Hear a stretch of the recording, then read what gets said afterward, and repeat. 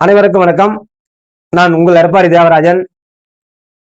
தமிழகத்தில் சட்ட அமைச்சர், தமிழ்நாடு வெற்றி கழகத்தில் ஆட்சியில் அமர்ந்திருக்கும் விஜய் தலைமையிலான அமைச்சரவையில் இடம்பெற்றுள்ள சட்ட அமைச்சர் நிர்மல்குமார் அவர்கள் அதிமுகவும் திமுகவும் சேர்ந்து இன்று வரை ஆட்சியை கவிழ்க்க சதி செய்து கொண்டிருக்கிறது அப்படிங்கிறது ஒரு பேட்டி கொடுத்திருக்காரு. இன்றைக்கு அதிமுகவும் திமுகவும் சேர்ந்து சதியை இதுவரை செய்யவே இல்லை. அதிமுகவையும் திமுகவையும் சதி செய்து நீங்கள் அதிமுக கூட்டணி இருந்த கூட்டணி கட்சிகளை வைத்தும் ஆட்சியை பிடித்திருக்கீங்க. இந்த ஆட்சி இவங்களால் கடைசி வரை நிலைக்குமா நிலைக்காதா என்ற பயத்தில் திமுக கூட்டணியோட தயவோட ஆட்சி அமைத்ததும் இல்லாமல் அனைத்து இந்திய அண்ணா திராவிட முன்னேற்ற கழகத்தினுடைய எம்எல்ஏக்களை ராஜினாமா செய்யவிட்டு இடைத்தேர்தல் மூலமாக மாபெரும் வெற்றியை பெற்று விடலாம். அப்படி வெற்றியை பெற்றால் நமக்கு யார் இந்த திமுக கூட்டணியில் நமக்கு யார் சரிப்பட்டு வரமாட்டார்களோ அவர்களை கலட்டி விட்டுட்டு இப்ப இந்த கூட்டணி மூலமா அதிமுக திராவிட முன்னேற்ற கழகத்தினுடைய எம்எல்ஏக்கள் மூலியமாக இடைத்தேர்தல் வெற்றி பெற்று மீண்டும் ஆட்சியை தொடர்ந்து விடலாம் அப்படி என்ற எண்ணத்தில் நீங்கள் இவ்வளவு பெரிய ஒரு சதி வேலையை செய்யும் போது திராவிட கட்சிகள் அண்ணா அவர்கள் உருவாக்கிய திராவிட முன்னேற்ற கழகம் கலைஞருக்கு பிறகு எம்ஜிஆருக்கு இரண்டாவது பிரியப்பட்டது. ஒரு கட்சியிலிருந்து பிரிந்த கட்சி தான். ஒரு அண்ணன் தம்பி ஒரு குடும்பத்தில் இருந்திருக்காங்க, ஒரு சித்தப்பா மக்களா பெரிய மக்களா குடும்பத்தில் இருந்திருக்காங்க. ஒரு பல நூறு ஆண்டுகள் பிரச்சனையில இருக்கும் அந்த குடும்பம் மீண்டும் ஒண்ணு சேர்றது கூட ஒரு வாய்ப்பு இருந்திருக்கலாம். அது போல சேராமே போலாம், அந்த குடும்ப பேச்சுவார்த்தை சேராமே போலாம். அது போல திமுகவும் அதிமுகவும் ஒண்ணு சேர்றதுக்கு ஒரு வாய்ப்பு இருந்தால் கூட உங்களுக்கு என்ன வலிக்குது? உங்களுக்கு என்ன பிரச்சனை? நீங்க தான் சொல்றீங்களே சட்டமன்ற தேர்தல் நாளைக்கு தனிச்சு நின்னாலும் 234 தொகுதியில் நாங்க தான் வெற்றி பெறணும். ஆதவர்ஜினா மேடைக்கு மேடை சொல்றாரு. உங்களுடைய முதல்வர் விஜய் அவர்கள் முதலமைச்சர் தான், நாங்க இல்லைன்னு சொல்லல. அவரை நீங்க சந்திச்சு பேச முடியாது, அவருக்கு நீங்க நிக்க முடியாது. போய் உங்களுடைய முதல்வர் யாருன்னா ஆதவர்ஜினா அவர்கள் தான். அவர் தான் சொல்லிட்டார்ல, தமிழகத்துல எந்த நேரத்தில் தேர்தல் வந்தாலும் நாங்கள் 234 தொகுதியில் வெற்றி பெறுவோம். 234 தொகுதியில் வெற்றி பெற நீங்க என்னத்துக்கு அதிமுக திமுக உங்களை சதி செய்யு சொல்றீங்க? உங்களுக்கு ஒண்ணுமே தெரியலையா? சட்ட அமைச்சர் பேசுற பேச்சாது. உங்களுக்கு சட்டத்தை பத்தி ஒண்ணுமே தெரியல. 108 எம்எல்ஏக்களுக்கும் சட்டமன்றத்தை பத்தி எதுவும் தெரியாது, சட்டமன்றத்தினுடைய விதிமுறைகள் எதுவும் தெரியாது. இதையெல்லாம் எதுவுமே தெரியாது. இவர்கள் ஏதாவது சொன்னா அதை ரீல்ஸ் மூலியமா இதை தவறாக பயன்படுத்தி மக்களுக்கு கொண்டு போயிட்டு இருக்கீங்க. இப்ப வரைக்கும் அதான் பண்றீங்க.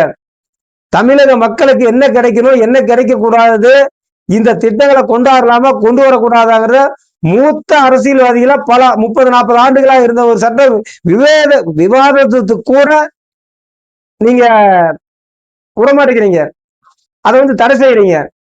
அப்படிப்பட்ட உங்களுடைய மூளைக்கு என்னெல்லாம் தோணுதோ அதை போலதான் நீங்க நடக்கணும்னு ஆசைப்படுறீங்க.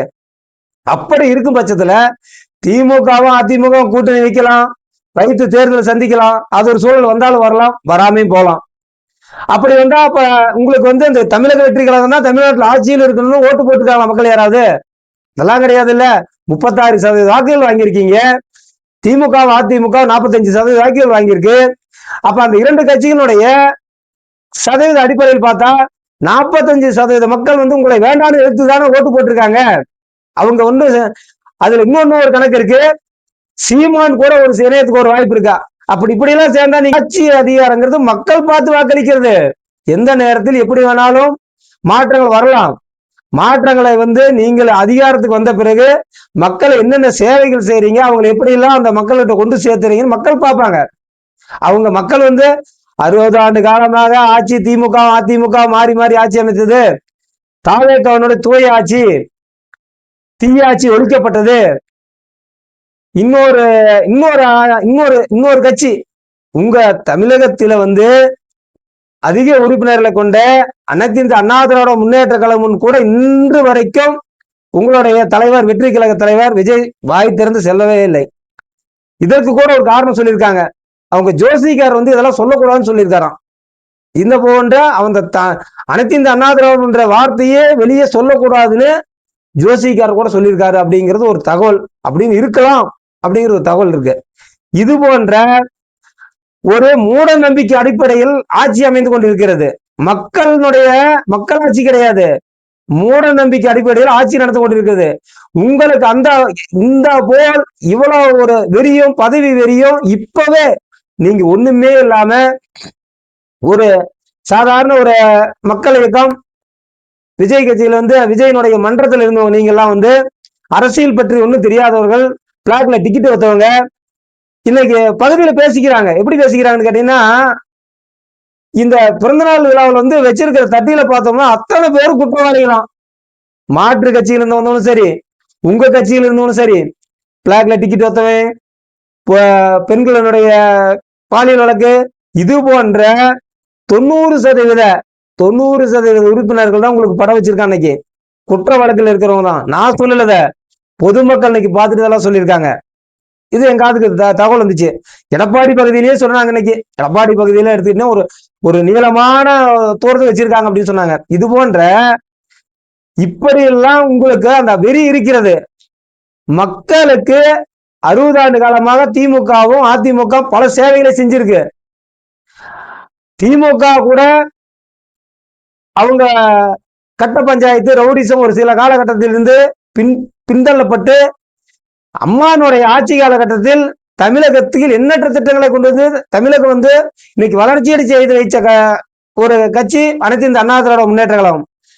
அந்த ஒரு கட்சியை நீங்கள் உடைச்சு தமிழக வெற்றி கழகமாக்க வேண்டும். அதிமுக தமிழ்நாட்டில் இருக்கக்கூடாது, தமிழக வெற்றி கழகமாக அதிமுக மாற வேண்டும் எண்ணத்தில் நீங்கள் இருக்கும் போது அடிமட்ட தொண்டர்கள் இதுவரை ஒருவர் கூட தமிழக வெற்றி கழகத்தில் இணையவே இல்லை. இதுவரை இணைந்தவர்களுக்கு, அந்தந்த பகுதியில் இணைந்தவர்களுக்கு இன்று பிறந்த நாள் என்று அந்த முக்கிய பொறுப்புல இருந்து அதிமுக திமுக வந்தவங்களுக்கு தாவேகானுடைய ஒன்றிய செயலாளர்கள் செலவு செய்து அவங்களுடைய போட்டோ வாங்கி போஸ்ட் அடித்து தங்கள் காசை சொந்த காசை செலவித்து அவங்களை விளம்பரப்படுத்திட்டு இருக்காங்க இன்னைக்கு. அப்ப நீங்க உங்க கட்சியில இதெல்லாம் செய்யலன்னு சொல்ல முடியுமா? நாங்க வந்து எங்களுடைய கொள்கை கோட்பாடு கட்சியினுடைய முரண்பாடு எவன் இருக்கானோ அவங்களை எல்லாம் வெளியே விட்டு இன்றும் அனைத்து இந்த அண்ணா திராவிட முன்னேற்ற எடப்பாடியார் தலைமையில அடுத்த சட்டமன்ற தேர்தலில் பொதுமக்கள் பல இடத்துல பேசுறாங்க. அடுத்த சட்டமன்ற தேர்தல் எடப்பாடியார் ஆட்சி 100% உறுதி. இடைத்தேர்தல் வந்தாலும் சரி, இடையிலேயே தேர்தல் வந்தாலும் சரி, எந்த தேர்தல் வந்தாலும் சரி, நீங்க தேர்தலை சந்திக்கிறதுக்கு பயம். தேர்தலை சந்திக்காம அப்படியே ஆட்சி ஆண்டலாம் நினைச்சிட்டு இருக்கீங்க. ஏன்னா உங்களுக்கு அடுத்ததெல்லாம் என்ன நடக்கும், மக்கள் ஓட்டு போட்டுருவாங்களா என்னமோ நினைச்சு போட்டாங்க. ஆட்சிக்கு வந்துட்டோம், இந்த ஆட்சி எப்படி எல்லாம் தக்க வச்சுக்கணும், என்னென்ன ஊழல்லாம் பண்ணணும், எவ்வளவு சூழ்ச்சி எல்லாம் பண்ணணும், இவ்வளவு சூழ்ச்சி பண்றீங்களோ ஒண்ணுமே தெரியாத மன்றம் நடத்திட்டு இருந்த உங்களுக்கே இவ்வளவு சூழ்ச்சிகள்னா அரசியல் கட்சியில் ஊறி போய் மக்களுக்கு சேவை செய்த திராவிட முன்னேற்ற கழகம், அண்ணா திராவிட முன்னேற்ற கழகம் கூட்டணி சேர்ந்து விட்டால் தமிழக வெற்றி கழகம் ஒரு இடம் கூட ஜெயிக்க முடியாது போய்விடும். மொத்தமாக நம் மீது நம்மளை ஒழித்து விடுவார்கள் என்ற பயம் உங்களுக்கு வந்து விட்டதுன்னு சொல்லுங்க, நாங்க ஏத்துக்கிறோம். நீங்க வந்து அவங்க ஆட்சியை கவுக்கிறான்னு நீங்க சொல்லக்கூடாது. நீங்க ஆட்சியை கவுக்கிறது அவங்க பார்த்து நினைச்சிருந்தா அவங்க உங்க ஆட்சியே அமையாது. அவங்க அதெல்லாம் எதிர்பார்க்கவே இல்லை. மக்கள்கிட்ட நம்ம அவங்க கட்சி சின்னத்தில் வாக்களித்தவர்களுக்கு அவங்க அந்த சரியான வேலையை பார்த்துட்டு இருந்துட்டாங்க.